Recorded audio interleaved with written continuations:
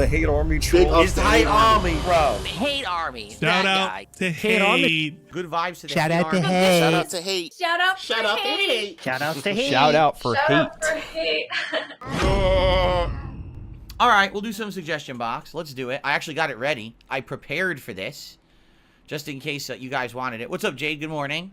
Good to see you here, Jade. Welcome to the stream. I know yesterday you skipped all the React stuff. It's good to have you back today.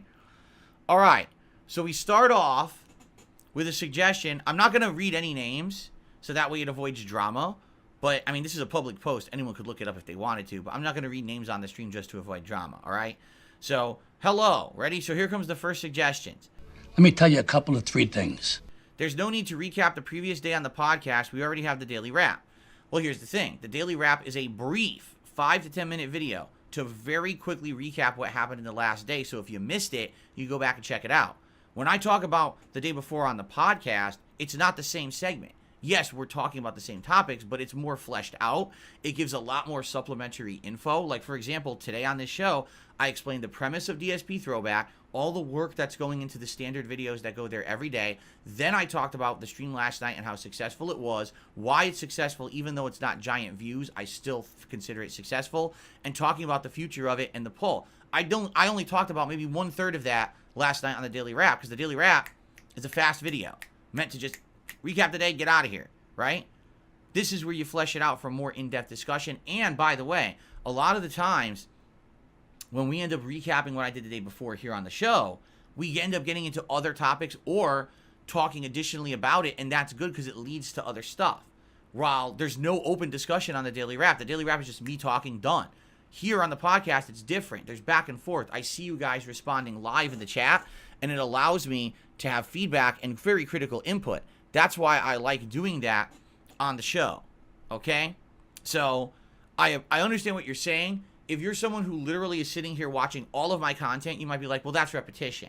Well, technically, there's a small amount of repetition in there. You're right.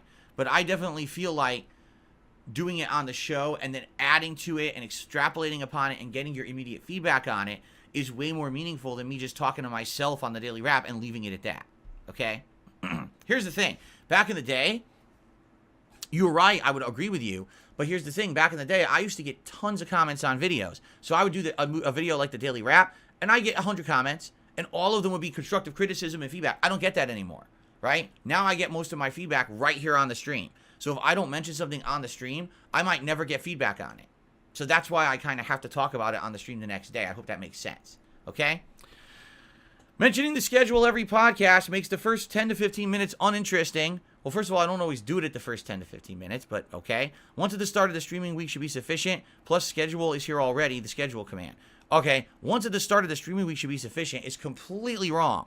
The schedule changes constantly around here. Most of the time, the schedule that I have when I come back to work on Friday ends up not being the schedule that we have by the end of the week. Case in point, look at this week. We thought that there was going to be Dondoko Island Co-op all week. Guess what? It's already done. So now we got other things we need to figure out. If I don't mention that on the podcast, how will I figure out what you guys want for Tuesday night? You see?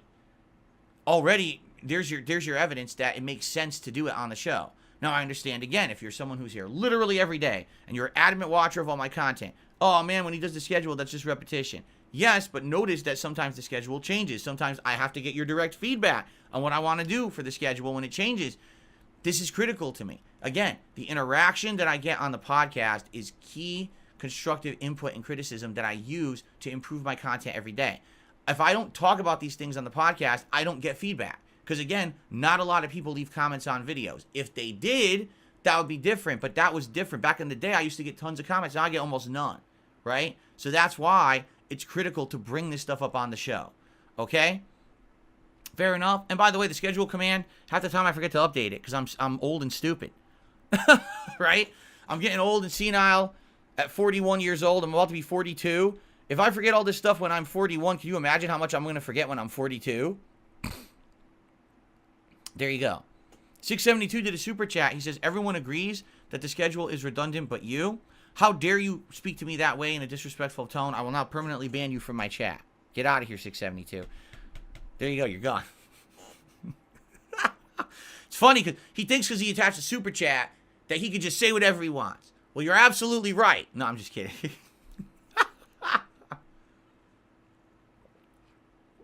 For those who don't know, 672 and I razz each other back and forth.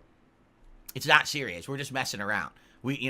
It's funny, actually. I like having that little bit of camaraderie of razzing back and forth. Thank you, 672, for the super chat. Okay. Lest someone take it seriously and think that we're actually at each other's throats. We're not. We're just joking around.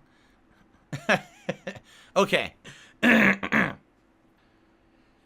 trying to understand this. Let me read it. It was a $1.99 tip from Anonymous Tipper. If you stop recapping on the show after the daily wrap, it encourages people to watch those old videos.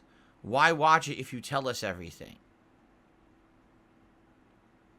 So what you're saying is, again, I'm trying to hammer this in to make sure I'm understanding it. Because on the next day's podcast, I'm telling you what happened the day before, you have no incentive to go watch it. I don't believe that at all. Right? That would like me saying, so last night there was a new episode of The Boys. Now you have absolutely no idea what's on the show, so you're not checking it out yet. But then the next morning, everyone at the office is talking about last night's episode of The Boys and how exciting it was. So now you're enticed to go watch it. Right? If I hadn't mentioned today, wow, that retro react stream last night was really good of Heavy Rain, you might be like, nah, I'll check it out when I get a chance. But now I'm talking about it. Wow, it was really good. The feedback is outstandingly positive. Everyone says they loved it. They want more. Vote for what you want next week. You're tight. Oh my God, I want to go check it out now. Right? So I don't understand what you're saying there at all. I'm not literally sitting here for 2 hours in real time telling you moment by moment what happened. Right? If that was the case, that'd be different. But that's not what happened, so I don't understand what you're saying.